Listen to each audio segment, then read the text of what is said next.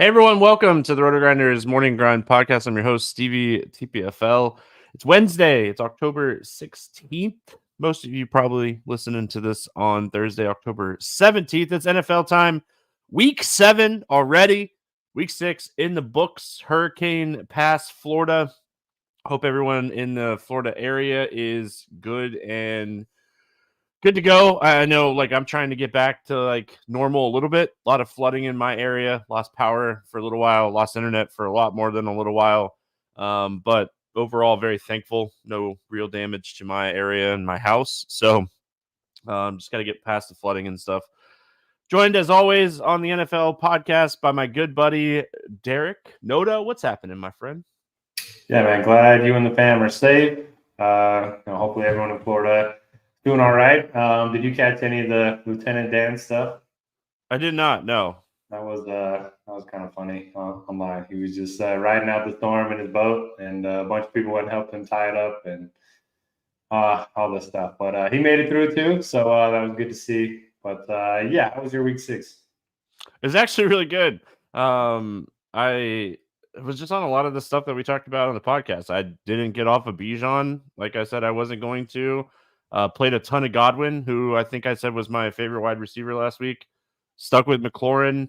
Yeah, I mean, DraftKings, really good. FanDuel, really, really good. My main lineup on FanDuel finished top 10 in a bunch of different single entry tournaments. So yeah, I mean, good week. And it was the stuff that we talked about, man. I ended up playing a ton of Godwin, and he was a lot lower owned than I thought. And yeah, I mean, no one played Deontay Johnson, and I'm going to keep playing that guy.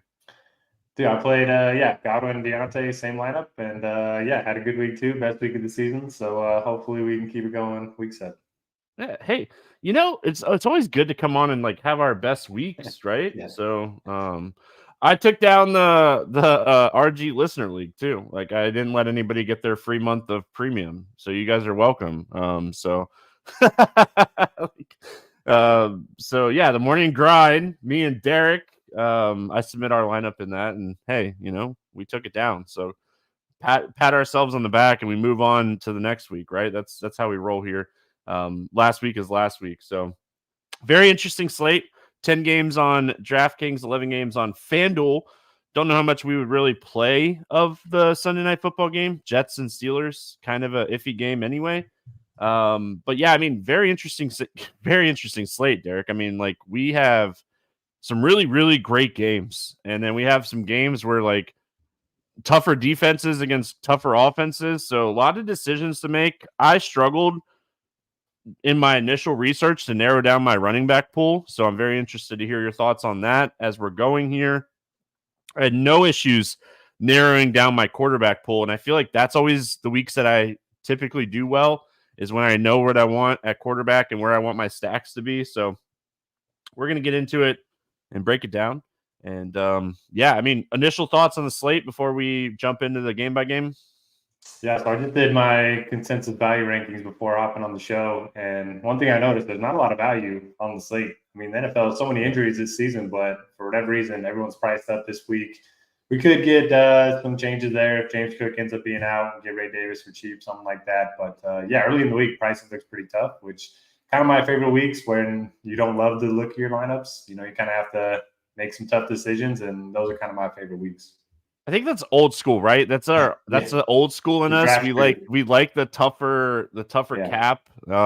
So I don't like to be able to play anybody you want. Week 1, week 2, week 3, you kind of get to do that. Then you get to take advantage of injuries and stuff. So, all right, we're gonna get started breaking this slate down. 11 games, like I said, on FanDuel, 10 on DraftKings. We start with Tennessee at Buffalo, 41 total in this game. Buffalo, a 9-point favorite. We'll start here with the Titans. Anything here on the Tennessee side that you like?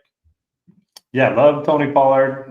Sounds like Tajay Spears week to week. Anytime you hear that, you kind of expect him to be out. I mean, Tony Pollard, 24, 22 touches the last 2 games. I think Spears played both of those games. Now we get the Bills. They're kind of a run funnel. We saw what Breece Hall was able to do to him last week. So, yeah, I really like the spot for him.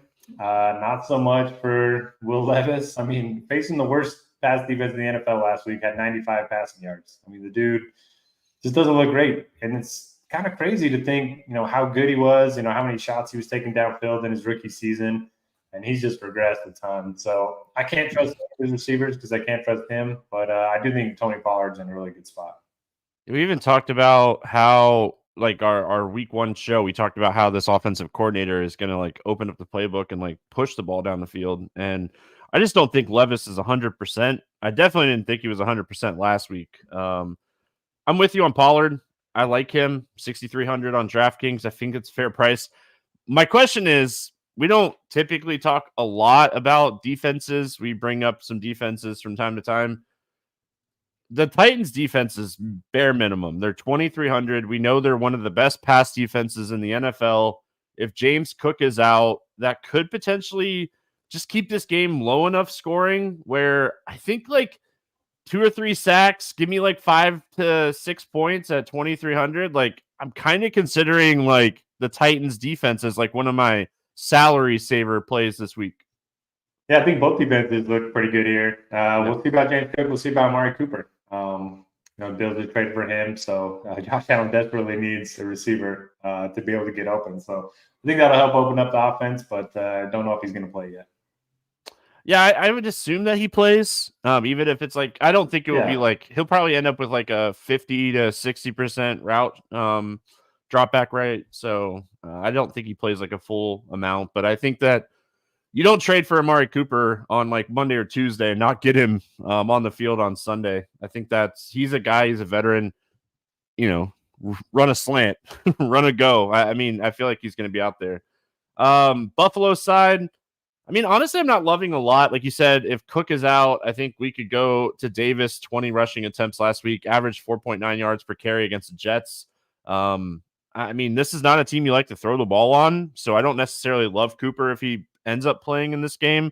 They're only allowing 151 passing yards per game this season, Tennessee defense. So, I mean, some of that's matchup. They faced Chicago, which was Caleb Williams' first game. They faced the Jets, where Rodgers looked awful. Green Bay without Jordan Love, Miami without Tua. And then last week, Joe Flacco only threw for 189 yards against them. So, like, they really haven't been tested. It's one of those numbers where I'm like, is this defense really that good? I think Josh Allen puts them to the test this week, but I don't know, like, at these prices, how much I like necessarily love the passing game for Buffalo. Yeah, I like Allen in a vacuum. I think he's going to play well. Bills have a 25-point total, pretty high considering the matchup. But, I don't like pairing him up with anybody. Even if Cooper's active, I think it'll help the offense as a whole, but probably not going to see the full complement of snaps, like you said. But, yeah, if Cook's out, you got to play Ray Davis. Looked pretty good. We saw he didn't even draw the start, but then he ended up getting most of the work there. So, that's pretty much the only guy I like here. I do like the Bills' defense as well. Anytime you get a defense against Will Levis, they're going to be viable. They actually rate out as the number 2 option in my sack potential column in the first look. So, pretty good spot for their defense. Yeah, I mean, I think a little bit of a hit to Shakir with Cooper coming over if he plays. If Cooper's out this week, I think you could potentially take some shots on Shakir.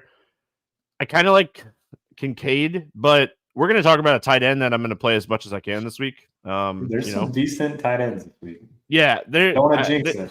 Might be one of those weeks we spend up at tight end. I'm just saying, like, that was my initial thought too. So, not a ton of options. Like you said, I like both defenses. If Cook is out, I like the Davis Buffalo defensive pairing. I think that is something that I would end up doing quite a bit. Ray Davis would be great at 5,200 when we're looking at the salary on the slate.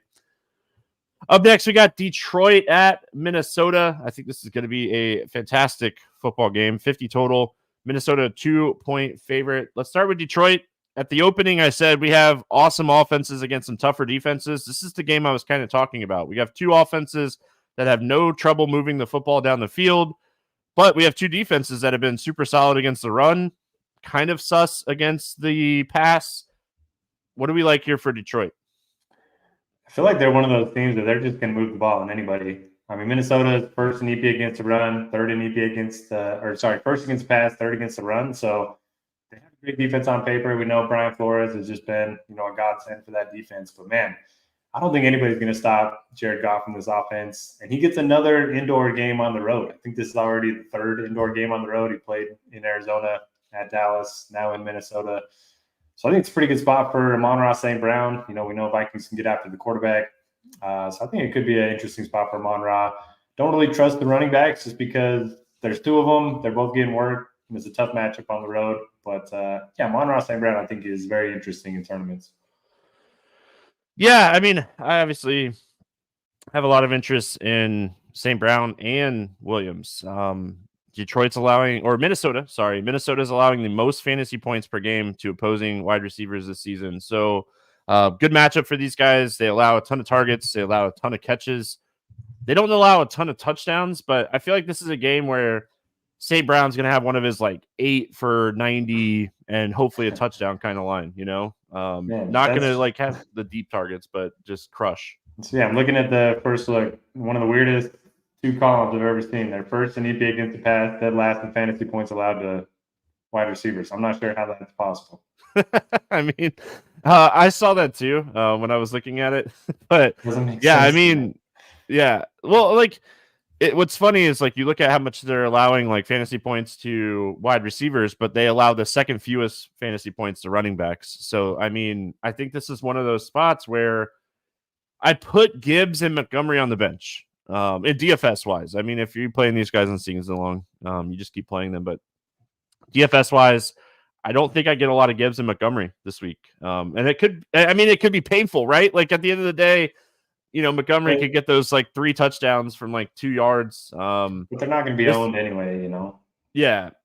So played a lot of Montgomery last week. He did very well. I think he had over 20 fantasy points. But yeah, I mean, St. Brown, Williams is who I'm kind of targeting here. I don't necessarily hate Jared Goff just because I think this game has that shootout potential. So I'll probably build a couple Jared Goff or Sam Darnold sacks.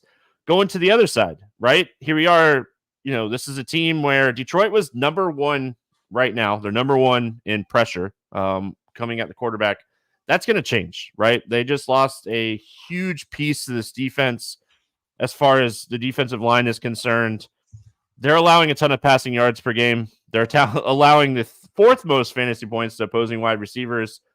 I absolutely love Addison in this spot. He might be one of my favorite plays on the entire slate. He's definitely one of my favorite salary savers at 5,600.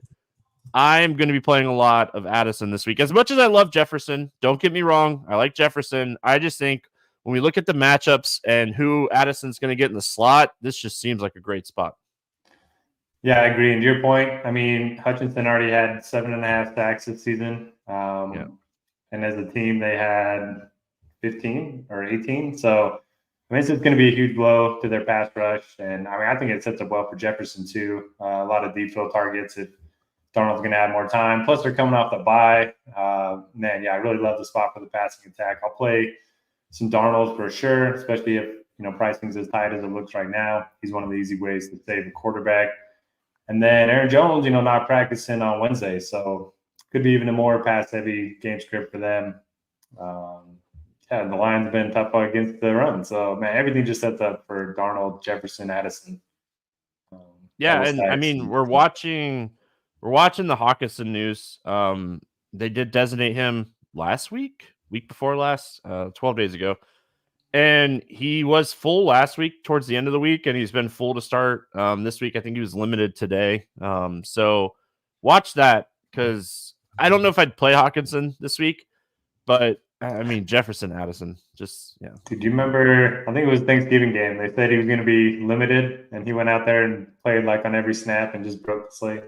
Yeah, I mean, he's a baller, right? I mean, I love him, one of those guys, yeah. Just wait one more week, I found out today. So I went to the foot doctor this morning. I found out today I have the same injury in my right Achilles that Christian McCaffrey has. So I have a month in the walking boot starting on Monday. So can't wait for that. All right, moving on. Great game to target. 50 total. Great game to target. I think someone in chat said the total went up to 51 since the time I wrote this down. So definitely a game I think you should target. Philadelphia at New York facing the Giants, 43 total in this one. Philly, a 3-point favorite. We'll start here with Philadelphia. What do you like here for the Eagles? So typically in these divisional games, they end up being lower scoring than you think. But I went back and looked last year, and Week 18, throw that game out because they were all playing the backups. But the game that mattered, these two teams put up like 60 points combined. I kind of expect something similar here. Jalen Hurts only had 25 pass attempts last week, still had 22 fantasy points, and looks like Goddard could sit, didn't practice on Wednesday. If that happens, just more targets for Brown and Devontae. Love Saquon too, man. He really let me down last week, but it's a much better matchup. It's a revenge game. They're going to get him the ball as much as they can near the goal line. Returning to New York, I just love the spot for Saquon. He's scoring this week, right? Like, he has to. Yeah, like if that. Yeah, I mean, at the end of the day, I think they do everything they can to get Saquon in the end zone this week. So, I mean, I think he's a great play.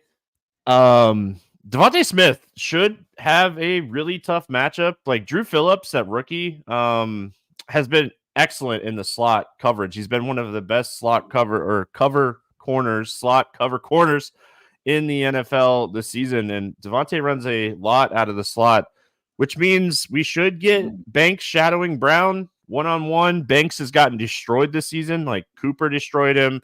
Metcalf destroyed him. CeeDee Lamb went for, I think, 98 yards and a touchdown against him. So A.J. Brown week, he's expensive. Obviously, I don't think you can play Brown and Saquon together price-wise because it is a tougher week salary-wise. But definitely want to get some A.J. Brown into builds this week. Over 100 yards in its only 2 games and looked great coming back from the hamstring injury last week. 116 yards and a touchdown, and he's just a beast. Dude, love that little nugget. I know we don't like to talk about cornerbacks anymore, but man, you got me onto Deontay last week. You brought up AJ Terrell struggling, and now this little nugget for AJ Brown. So I like it. Let's do it. Yeah, I mean, Devontae Smith goes out of the slot enough to know that Drew Phillips is there, in my opinion. So for sure. I mean, and AJ is just a beast anyway. So yeah, Devontae plays a lot more slot when Brown's healthy. So yep. Good. And like if Goddard's out too, I feel like Devontae's in the slot even more if Goddard doesn't play. So Giants side of this one, I mean, everything points towards Neighbors being back, limited at practice. It's been 2 weeks. I assume that Malik Neighbors comes back. He's your perfect pairing when it comes to stacking this game. He's expensive. Like this game stack is expensive, but it's one of those spots where you could realistically get like 50 fantasy points out of AJ Brown Neighbors combos this week. So, yeah, I mean, I definitely have interest in him. I want Singletary to sit again because Tracy actually looks pretty good. He catches the ball to the backfield. Seems like he's game script proof. So Tyrone Tracy is definitely somebody I'm interested in if Singletary sits. I think the situation is too expensive now if Singletary plays, where I wouldn't play a lot of it, maybe a little bit in like a 20-incher max, but very interested in Tracy if Singletary sits. Yeah, I agree with you there. And if Neighbors is active, I'll play a bunch of Daniel Jones. I think it's a good spot. I think they're going to be trailing. And I think you can beat up on this Eagles team. I know the Browns didn't do it last week, but they're the Browns. They haven't scored on anybody. And if Neighbors is out, Darius Slayton, 57% of the team's air yards the last 2 weeks. I mean, he's getting a bunch of deep looks. He had the big game in week 5. Didn't do a ton last week, but yeah, I'll chase the upside of him rather than the low or the high floor play of Wan'Dale Robinson. But I really hope Neighbors is back because I think he'll crush. Yeah, 22 targets with Neighbors out when he really wasn't doing anything to start the season, and probably goes right back to that role. So yeah, I mean, I want Malik to play because I think this, like you said, I think this is a pretty good matchup for him. Nothing else, right, from the Giants side? I don't think so. All right, moving on. Cincinnati at Cleveland, 42 total. Cincinnati, a 6-point favorite. What do we like here for the Bengals? Yeah, so a lot of people talking about, how bad Joe Burrow's been, but man, he's third in EPA among quarterbacks. He's got the second highest QBR. I mean, he's balling. They just have been so bad on defense that they haven't been able to do much in terms of winning games. But it is a tough spot on the road, divisional opponent, Browns. I know they've lost a lot of games, but they're still 8th in fantasy points allowed to quarterbacks. So I don't know. I mean, Chase Brown's probably the most interesting to me. We saw Zach Moss lose the fumble, and then Chase Brown kind of took over as RB1 after that. Interested to see if that kind of holds up moving forward. And I can always get behind Chase or Higgins in tournaments, but they are expensive. Don't necessarily love the matchup. But yeah, I don't know. What are you doing here?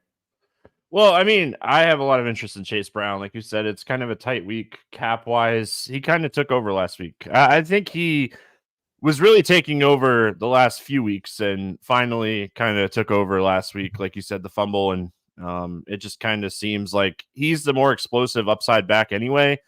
61% of the snaps last week compared to Zach Moss's 46. It's still not like a perfect situation as far as like snaps are concerned, but I think that ceiling wise, this guy's capable of big games. Really wasn't doing much until the 30-yard touchdown to end the game last week. So he was sitting around 5 fantasy points until that happened. Did he try to go down? It looked like he tried to go down at the half-yard line and then just. Do you know how much that touchdown cost me? Oh, I don't even want to talk about it. I had my FanDuel main lineup had the Giants defense. And that 3 points or whatever it was hurt so bad. Anyway, I don't mind Brown. I don't think I want to play the Bengals defense, even as bad as Cleveland has been. The Bengals defense hasn't been great. I know they had an interception and a couple sacks last week against the Giants. They're not cheap. If they were 2,500, I think I would have some shot, take some shots on them. But they're not cheap. I would prefer Higgins over Chase just because of price. Since Higgins has come back, we're looking at 37 targets, which I think is fantastic through 4 games. So if I was going to play one of them, I'd probably play Higgins. Chase has 3 touchdown upside in any matchup. The interesting thing here is the Cleveland side of this game. We talked about how it's kind of a tight cap week for overall. Are we taking some shots here on Judy at 4,800? Absolutely. I mean, I was going to play Amari Cooper. I have to, no matter what, when he's active. So now that he's gone, give me some Judy. Elijah Moore's banged up, so we'll see if he ends up going. I think David Njoku could be interesting too. But, man, just give us Jameis, please. Looks like Nick Chubb might be back, so maybe that'll help get the offense going a little bit, take some pressure off of Deshaun. There's one guy in our Discord that he's the only one that's played Deshaun more than I have this year, and he wants to go back to the well. I'm trying to talk him out of it. But I like his pass catchers at least. Hey, he's really cheap. But I have a different quarterback that's really cheap this week that I would play over Deshaun Watson for what it's worth. We'll talk about him in a couple games. Chubb being back, I think, would help overall. Chubb's just that player that can make a huge difference. But yeah, I mean, I really like Njoku. I might end up double tight end this week because I don't think there's many wide receivers better than Njoku at 4,100. So I might end up playing 2 tight ends on DraftKings anyway. I think Njoku is going to see a huge increase here with no Cooper on shorter targets and just targets in general. Yeah. Anything else from this one? No. Once again, I'll be overweight on the Browns. Once again, they're going to let me down. But man, Bengals have been one of the worst defensive teams in the NFL. Just terrible all around. So I think it's a pretty good spot for them. I will say I will probably end up firing a couple Browns defensive shares out there. I like cheap defenses. They're a defense that has upside. So they're double-digit fantasy points in 50% of the games this year. So, I think that you could look at this and say, hey, if they score a touchdown, they get a pick six, they get a few sacks, you never know what's going to happen. They could give up 35 points and still score 8 fantasy points. At this price, I think that's fair. So, yeah, I don't hate the idea of playing some Cleveland defense. Houston at Green Bay, 47.5 total here. Green Bay, a 2.5-point favorite, a game that I'm very excited for. I think this is going to be a fantastic football game. Let's start here with the Houston side. I think it's a week to play some CJ Stroud. We've been talking about Green Bay's pass defense and how they've struggled a little bit. Mixon being back definitely opens things up. And Tank Dell is just kind of sitting here in this mid-range, waiting to explode in a matchup here. 9 targets last week against New England. Absolutely love this spot for Tank Dell. What do you like here for Houston? Yeah, don't mind the Tank Dell call. So the last 2 games without Nico Collins, Nico played like a quarter 2 weeks ago, but in those 2 games, target shares, Diggs 21%, Dell 19%, Dalton Schultz 19%. I'm playing a bunch of Dalton Schultz this week. Green Bay struggled against the tight ends. And then, you have Joe Mixon too. I mean, first game back, 16 opportunities, 132 yards and a touchdown. I think his workload is only going to go up moving forward. We saw what he did like the first couple weeks. So I think it's an interesting spot for the Texans. The Packers haven't shown much defensively. And I haven't checked the weather, but it's kind of the time of year where you got to start checking the weather in some of these cold places. Man, yeah, Florida's drunk. It's in the 50s right now. Like, I don't know what's going on. Yeah, I mean, I like Diggs as well. I like Dell. I like the Schultz call.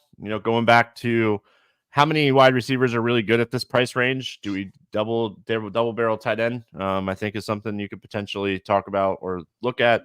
Green Bay has allowed the 3rd most fantasy points per game to a opposing tight end. So Schultz kind of potentially flying under the radar this week.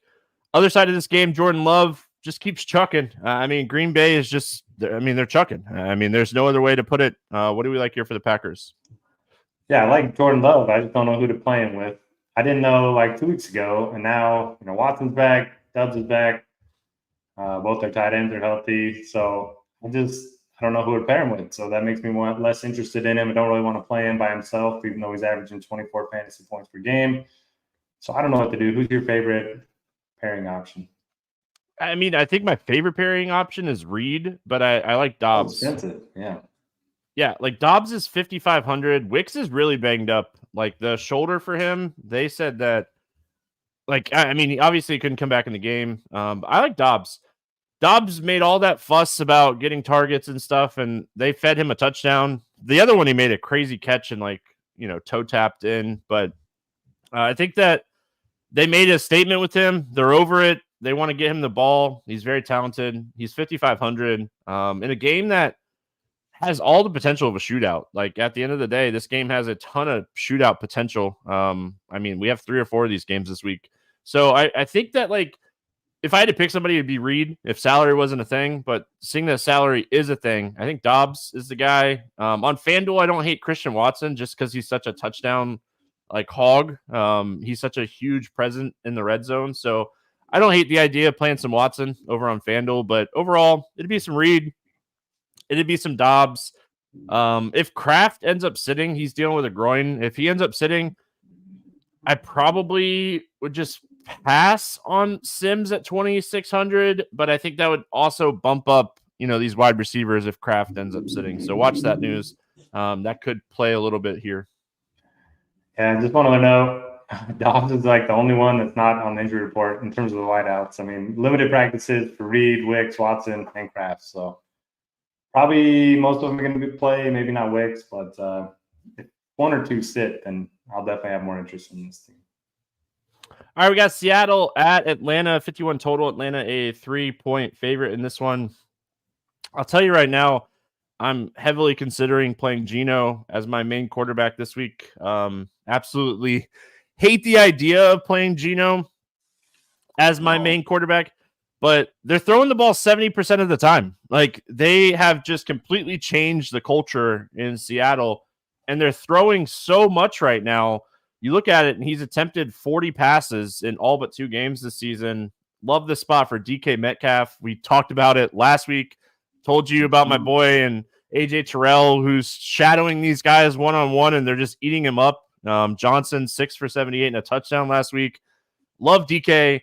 Love Geno. Probably going to be one of my highest stacks this week as far as ownership is the Geno DK stack. You should not be worried about playing Geno. He's going to go nuts this week. 5,800, you mentioned it. They're number 1 in pass rate over expectation, and he has some serious positive touchdown regression coming. He's thrown 1 touchdown per 42 pass attempts. That's like one of the worst in the league. So got to think the touchdowns are going to come up. They're throwing a ton. It's a good matchup against Atlanta. Love pairing him with DK. I'll have some JSN too. But, yeah, I love the spot for them. And, I mean, Kenneth Walker just gets it done every week. I don't know how he does it, but he's playing a lot more passing downs too. I kind of thought even when they got down big last week, he was playing over Charbonnet. So his role seems pretty secure. And if he's going to be catching a bunch of balls, maybe it's not the worst idea to play him with Geno, something like cash games, try to get all the touchdowns from Seattle. Yeah, I mean, I think Walker is an excellent tournament pivot. If you're like me and you're going to play Geno, but yeah, I mean, I really like Geno. I really like DK. Yeah, I mean, I keep saying it, Derek. I'm not going to stop saying it. Like, Terrell has not been good, and he shadows a lot this year. So Metcalf is on the outside. I think it was 83 or 84% of the time. Just take advantage of that. I mean, this guy is one-on-one, and wide receivers are eating him alive. So DK Metcalf is a guy that can go big. So, I mean, I like Metcalf a lot. Under 7K, too. And Drake London, under 7K on the other side of this game. As much as I like Metcalf, I like Drake London, too. I think it's a perfect pairing. I don't know if I get to Kirk Cousins just because, like, he has to throw 3 or 4 touchdowns to, like, have his ceiling game. And I kind of know where the production is going to go. It's going to go to Bijan. It's going to go to Drake London. I like Mooney. I don't even mind like Ray McLeod here at 4,400. He's just playing so many 3-wide sets. And you look at the targets have been good enough where, a touchdown for Ray McLeod in 2 of the last 3 games, and he's sitting close to 20 fantasy points. So another value play that I have on my radar this week. Yeah, don't mind it. You mentioned Kirk Cousins. I mean, he's only top 18 fantasy points once all season. So, I mean, granted, he threw for 500 yards and 4 touchdowns, but that's the exception rather than the rule. So if he's going to get there, it's going to be through his playmakers, like you said. So I'd rather play London, Mooney, Bijan. I mean, even Tyler Algier got there last week. He had a big game too. It's another good matchup for the running backs. Every time I click on Bijan, I regret it. And I didn't play him last week, and he went nuts. So don't think I'll play him again. So everybody, that's your cue. Yeah, I mean, it's not like he's been awful, right? Like he's had multiple games where he's averaged over 5 yards per carry. The touches are the biggest thing for me with him. Algier, like he has been way more involved, I think, than anyone has kind of expected. They went to him late a lot last week. Bijan had plenty of touches early. So I see chat talking about Kyle Pitts. Listen, Kyle Pitts last week had 3 catches for 70 yards, and one of those catches went for 52 yards. You take that game away, and he just really hasn't had like the best of games. I don't think I play a lot of Pitts this week, and it's more of like we already talked about 2 tight ends in this cheap price range that I think I like more than Pitts. I don't hate it in a stack. Like if you're playing Geno, DK, London, Pitts, like I get those type of lineups, but like standalone tight ends, I can't do it with Kyle Pitts. I only want him in game stacks. Like I get it as a guy that's played Pitts 80% of games that he's played in, so you see a little bit of life when you want to play him. But man, he's the 4th option in that passing game, and I mean maybe even the 5th behind Bijan sometimes. So I can't do it, but I don't blame you if you want to go there. And then really quick, like Mooney's another great like value play this week. 5,600. He's very involved. He's running around a ton of times. Like this is another guy that's very much in play here this week at 5,600 in a game that projects to be a very high scoring game. So Mooney is another one of those value plays I think you write down on your list to get some exposure to. Miami at Indy taking on the Colts. 43.5 total. Colts a 3-point favorite. Richardson full in practice on Wednesday. We're expecting him to start this weekend. Taylor missed practice again. Pitts and Downs. Pittman was out. Josh Downs was out in practice. So obviously we'll be watching some news here. We'll start the Miami side though. A-Chain back a little bit at practice with the concussion. He practiced fully Wednesday, so we expect him to play this weekend. What do we like here for the Dolphins? So Mike McDaniel said he would guess the forecast that Huntley's going to start. I don't know what that means, guessing the forecast, but I actually like Tyler Huntley quite a bit at 5,100. Again, not a lot of value on the slate. They're coming off of a bye week, so more time for him to get acclimated with the playbook. We kind of expected Miami's playmakers to be healthy in this one. And, I mean, Indy before last week, they were giving up the most yards per game of any team in the NFL. Don't have to worry about weather with this being indoors. They could be trailing in this one. So I don't hate Huntley. I don't think you necessarily need to pair him up because he does have some rushing upside and he is pretty cheap. But, the rest of the team, I'll just wait on A-Chain And yeah, I don't know. What are your thoughts here? Kind of like Tyreek. This is a guy that started the season almost 9K. I kind of like Tyreek. Listen, I know he doesn't have that same ceiling with, Huntley at quarterback that he does with Tua at quarterback, but they had a bye week.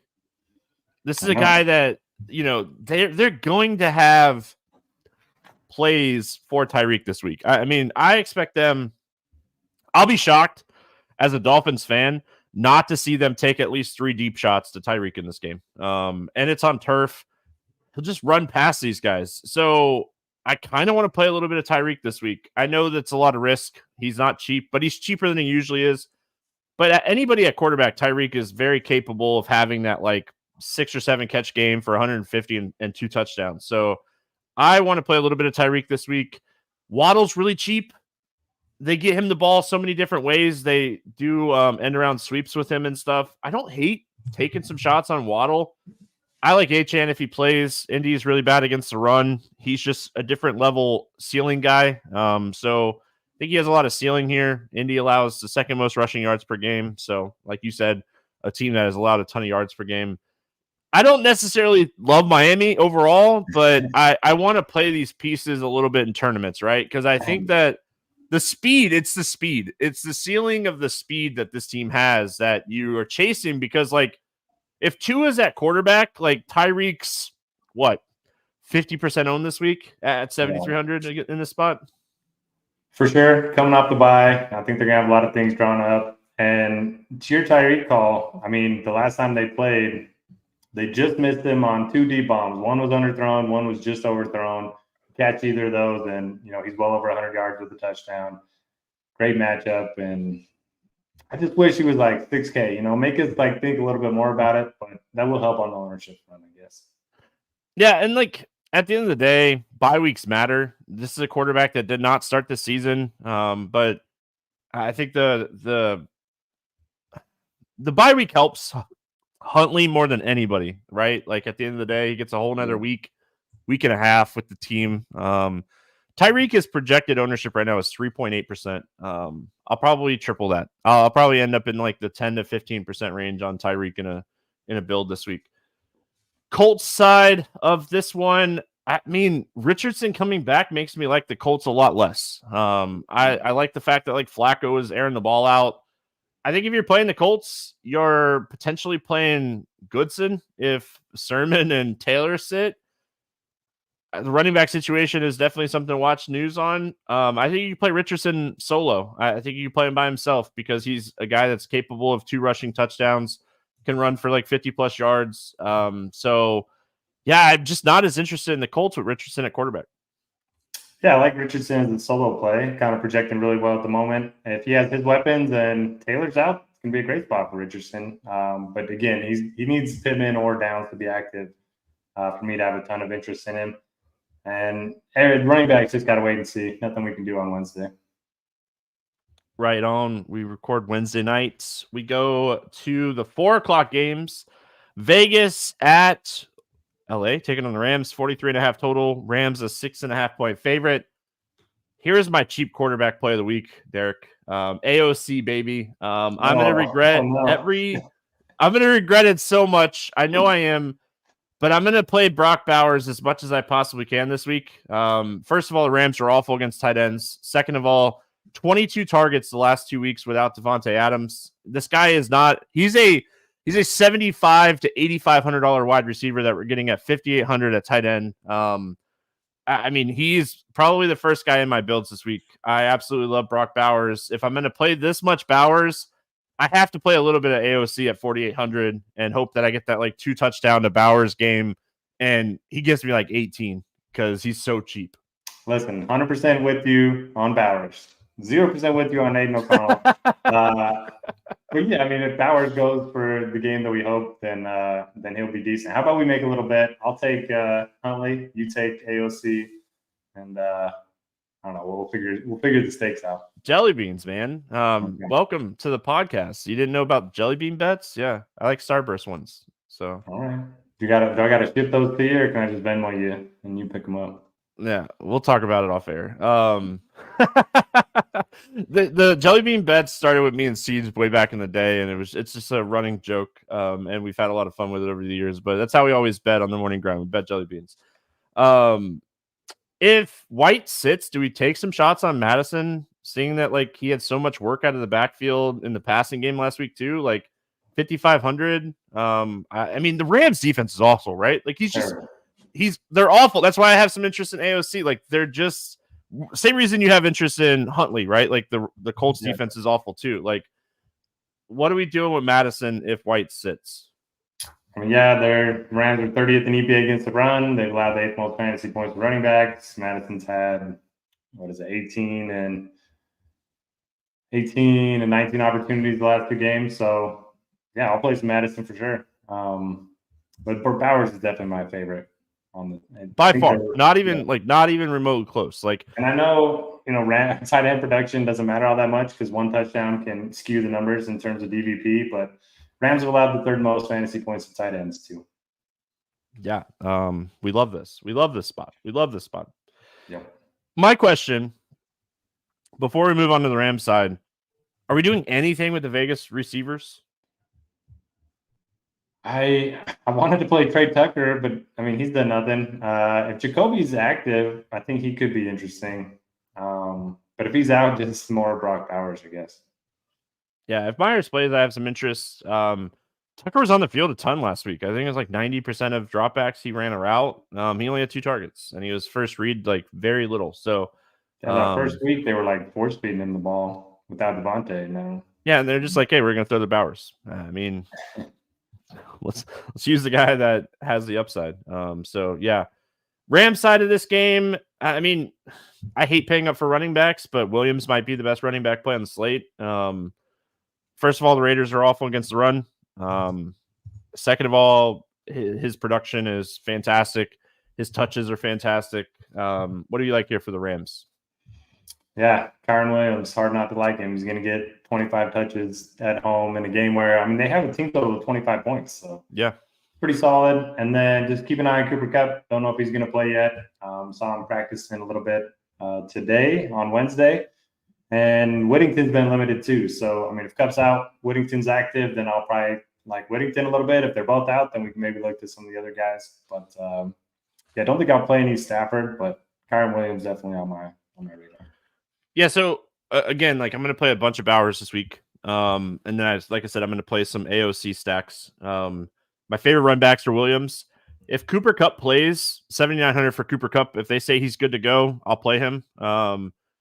If Cooper Kupp plays, I like Tutu Atwell still. You got to remember Nakua's out. Cooper Kupp's not a deep threat. They're going to get Tutu some deep balls. This is a guy that is very capable of like a 50-yard touchdown. So I think that Atwell is a great play if Cooper Kupp comes back. But if Cooper Kupp, if they said he was trending in the right direction today, he was practicing, like you said. But there was a report that came out about an hour ago, 2 hours ago, that he was trending in the right direction. If Kupp plays, he's too cheap at 7,900. We saw it in week 1, 21 targets with Nakua out. Week 2, he got hurt. So yeah, I mean, gotta love this spot for Cooper Kupp if he plays. It makes your stomach hurt because he's coming back from injury. But I don't think they would run out a 31-year-old Cooper Kupp if he's not 100%. It's like playing Anthony Davis when he was on the Pelicans. Just never felt great. It still doesn't feel great, right? It's a little bit easier. Carolina at Washington, 52 total in this game. Washington, an 8-point favorite.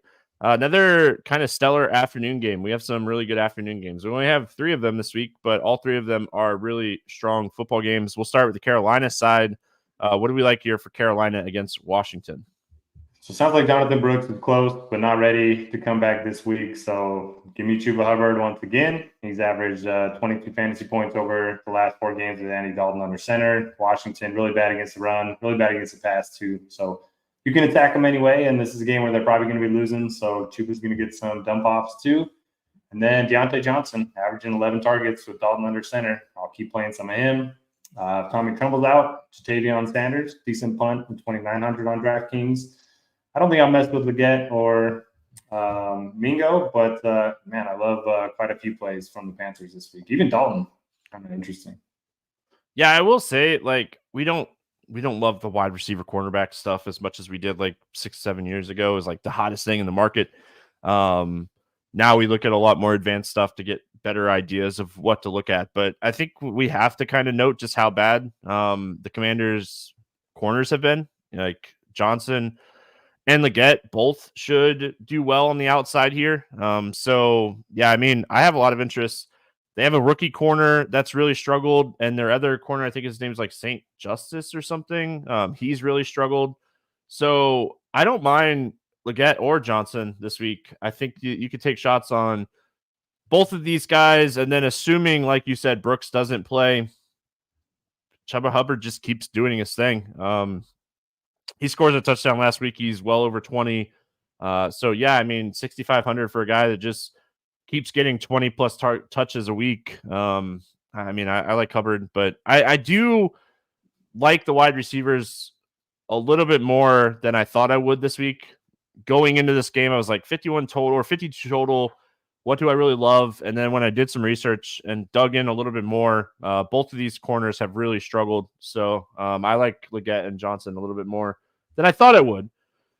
And then the other side, I mean, Jaden Daniels just kind of keeps doing his thing. Didn't really have a ceiling game last week, but played well against Baltimore. Wish he would have had one more touchdown. That would have been great. Keep my betting stuff going. But I want to see who plays running back this week. If Robinson's back and he's good to go, I have some interest in him. If he's out, I like Eckler. I like McLaurin. I'll keep playing him. Again, we don't love cornerback wide receiver matchups, but this secondary has been awful. This is a spot you definitely want to take advantage of with Terry McLaurin. After like really just kind of like wondering when Terry McLaurin is going to get going. If you look at his last 4 weeks compared to his first 2 weeks, he's a different wide receiver. Daniels trusts him, and they're building a lot down or up there in Washington. So I like McLaurin this week with Daniels. We talked about it last week. McLaurin had some positive touchdown regression coming. He had been tackled inside the 5, I think 3 or 4 times before last week. Ended up scoring 2 touchdowns. He's now got over 100 yards or a touchdown in 4 straight games. So love him in the spot, like Jaden Daniels. If you can get up to it, my interest in him is probably just going to depend on how much value we have, because I'm probably going to be saving a lot of quarterback if we don't have a lot of value. But yeah, if Robinson's out, Eckler's going to be in a good spot once again. And I'll keep playing Zach Ertz. He's actually getting some deeper targets this year. You know, last year was like 7-yard outs, but I mean, he's his ADOT's suddenly up this year. I will say someone in chat mentioned Sanders on the tight end. I don't hate him as a punt at 2,900. Yeah. Like if you're going to punt to him, for sure. Tremble, like he did practice limited on Wednesday, and it was concussion, so we'll have to watch that. But yeah, I mean 2,900, and I don't hate the Zach Ertz call as a cheap tight end, but going back to what we talked about, I'm going to play Bowers as much as I can. And if I can't play Bowers, I'm going to play one of these 2 tight ends. We got Kansas City at San Francisco, 47 total. The 49ers, a 1.5-point favorite. We'll start with Kansas City. How much are you looking into this Edwards-Helaire thing? Coming back, should be active and play this week. Do you think that hurts Hunt? I think the Steele experiment is probably over. He's probably the 3rd running back moving forward, but I mean, 27 carries last week for Kareem Hunt, or week before last. Sorry, they had a bye week. And now he gets an extra week. Like, what do we like here for Kansas City? Like CEH has never been good, so I'm not too worried about it. But I don't think Kareem Hunt's ever going to get 28 touches again in an NFL game. So I think he's still got a chance to get 20 touches here. The projections like him quite a bit, and mentioned coming off of the bye. Andy Reid said he didn't know how many touches they'd give to Hunt because he thought he'd be too sore after getting hit so many times. But obviously that wasn't an issue in Week 5. I don't know. I mean, Andy Reid coming off the bye, you gotta he's gonna have some stuff drawn up. Love Travis Kelce, 19 targets in the 2 games without Rashee Rice. So I'm interested for sure in tournaments, but they're probably going to be more afternoon slate type of targets for me. What are we doing with Juju? Do we believe this like out of nowhere Juju production? Man, we should have saw it coming at least a little bit. He was like the only guy that had chemistry with Mahomes in that receiver core. and I played Justin Watson over him. So I'm probably not the guy to ask. He's 4K. We talked about there's not a ton of value on the slate. I don't hate the idea of maybe taking some tournament shots on him. I mean, double paying up for tight end is a thing this week. On either one of these tight ends and Bowers, like these guys have a ton of upside. Kelsey, 19 targets over the last 2 weeks. It just, I mean, he hasn't found the end zone, and we know, like you said, Andy Reid coming off of a bye, they're gonna get Travis Kelsey in the end zone, man. So I have some interest in Travis Kelsey this week for sure. Worthy. Playable. His first read rate was really good. The targets weren't great. I think that like he does have that upside overall, but I think overall for me, it's Kelsey. San Francisco side, the running back situation is something we'll kind of pay attention to here. Mason's banged up. We'll see if he plays or not. What do you like here for the 49ers? Man, the guys asking for their money back on their prop bets after Jordan Mason came out and played one play after halftime and then went back out was too much for me to handle on Twitter in that nighttime game. But yeah, if Mason ends up being out, Garendo, he's not cheap. He's 6,600. I like that DraftKings priced him up. San Fran's pretty tough against the run, or KC's pretty tough against the run. So I'd probably have just more interest in the passing game. Mason ends up being out. And Kittle's in an awesome spot. KC's been pretty tough on wide receivers, dead last in fantasy points allowed to tight ends. Yeah, I like Kittle. Debo can always break the slate. Ayuk, you never know when he's going to pop, but he can. So I think it's interesting, and I don't think anybody's going to play Purdy. The team that gives up the most fantasy points per game to tight ends? Kansas City. Yeah.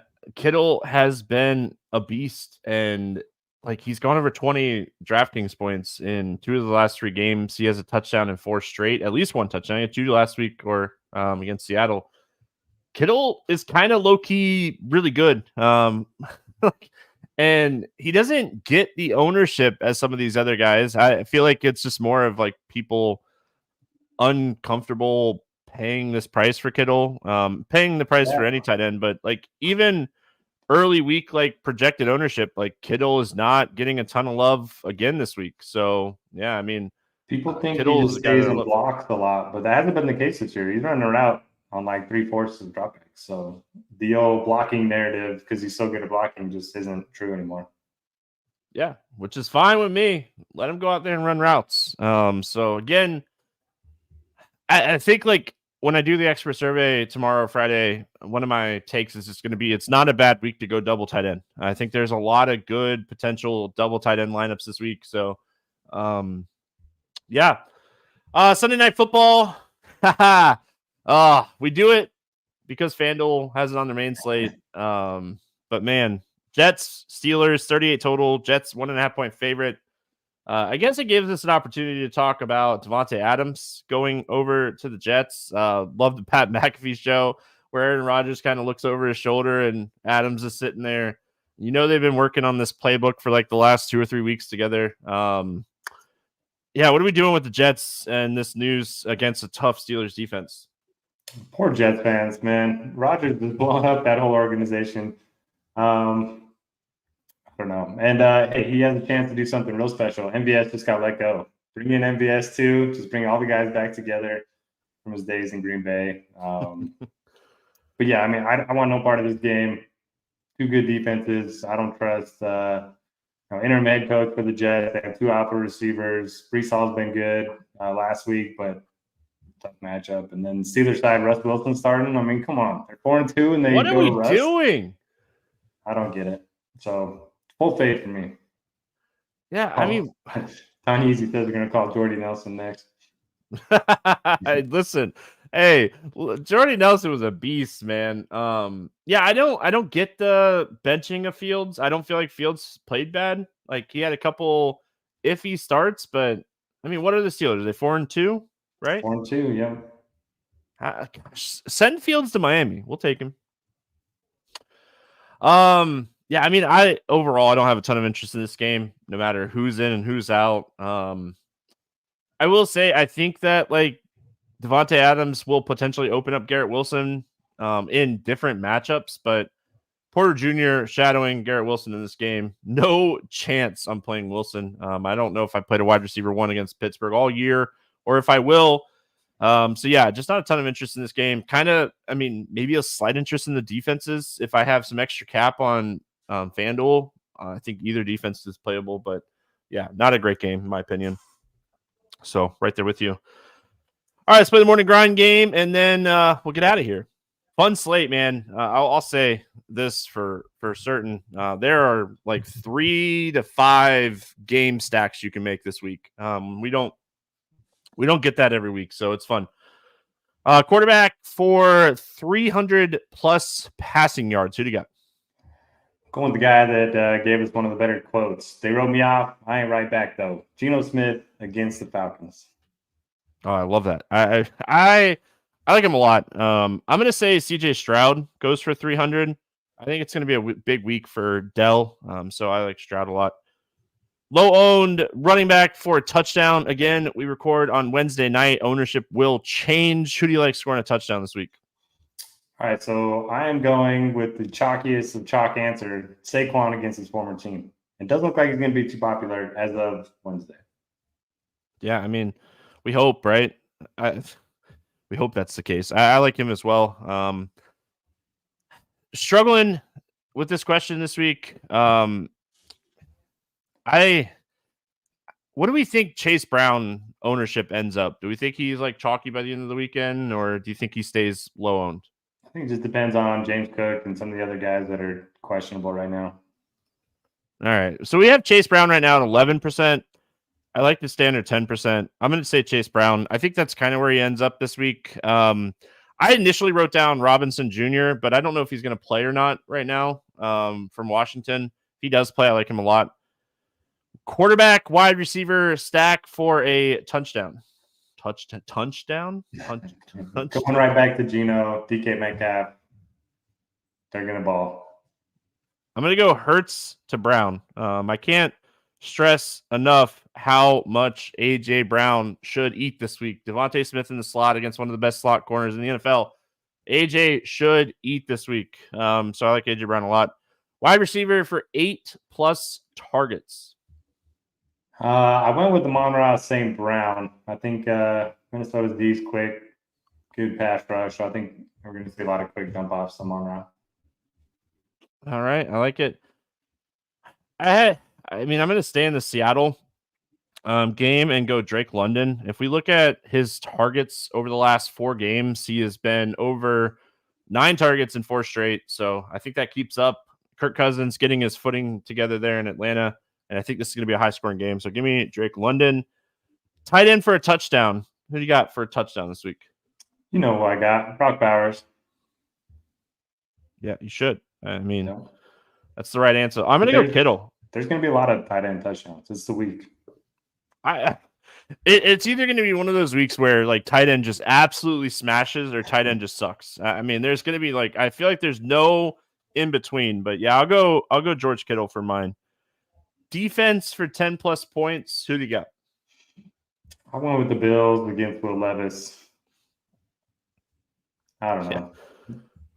Why don't you know? That's like my right answer every week, just whoever Will Levis is facing.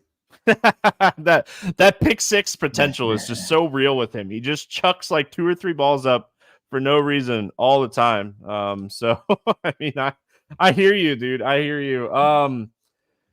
I kind of want to save at defense this week if I can. I don't think there's a lot of great like savings defenses. So I'm just going to kind of go way off the board here and go Cleveland Browns. I'm going to get a pick 6 or something to get me 10+ points because it's Cincy and they're going to throw. All right. Against the spread or money line, going to the betting portion of the game. What do you like here this week? Hoping the Browns can get a pick 6 because I'm going Browns plus 6.5 at home against Cincy, coming off the short week. Yeah, everyone's just giving up on the Browns. They still have a good defense, getting shoved back. I think it's a pretty good spot for them. Yeah, I think that is definitely doable, man.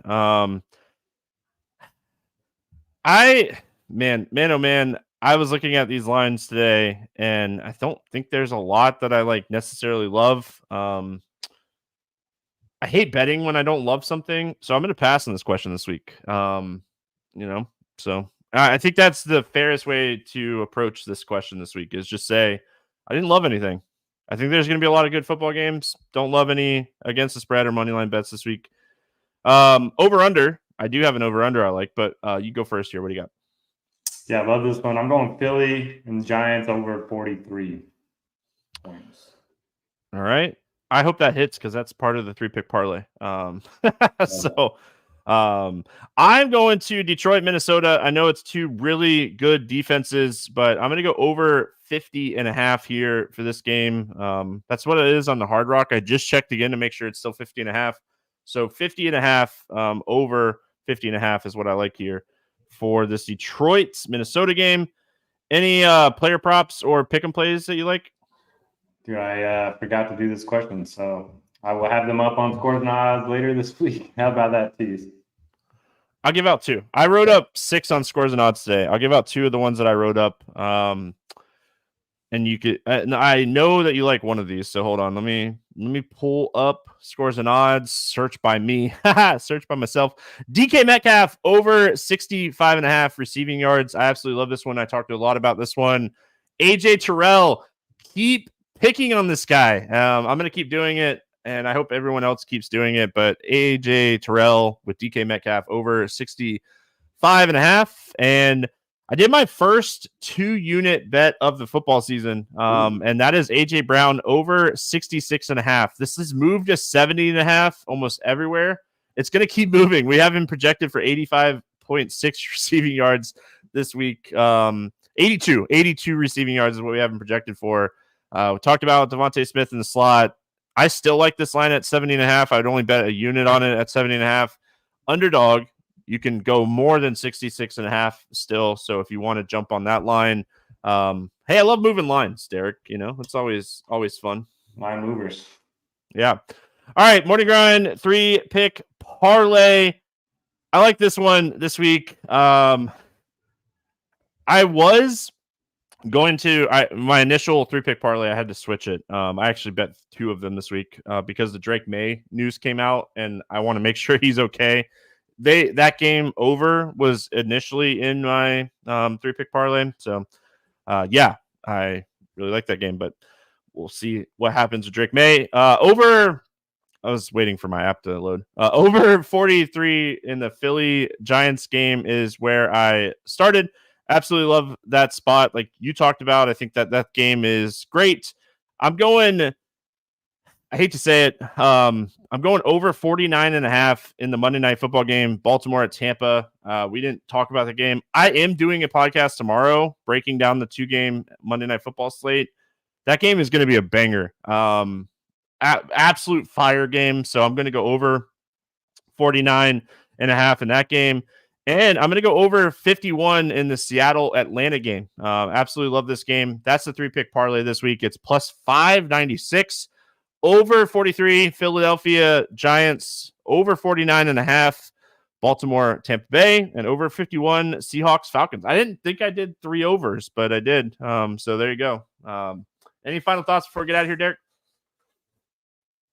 Oh, you got to unmute your mic, Will. Gosh. Let's build on that week 6 win and keep it going week 7. I hope so, man. If you haven't already, make sure you subscribe to the RotoGrinders Morning Grind YouTube page. We're here every week talking NFL. NBA starts soon. We'll be breaking down NBA as well as a little bit of NHL over the next week or so. So make sure you're subscribed so you can come hang out with us. That's going to wrap it up for week 7. Back tomorrow. Talking maybe a little baseball, a little Monday Night Football. Have a good one, everyone. We'll see you then.